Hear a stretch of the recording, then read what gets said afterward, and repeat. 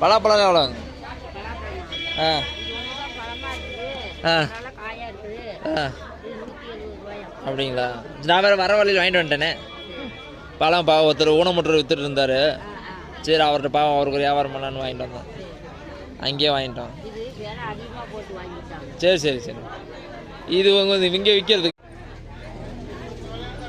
மாம்பழம் எவ்வளோ கிலோ? மாம்பழம் எவ்வளோ கிலோ? 50 ரூபாய்ங்களா? நமக்கு 1 கிலோ கொடுங்க.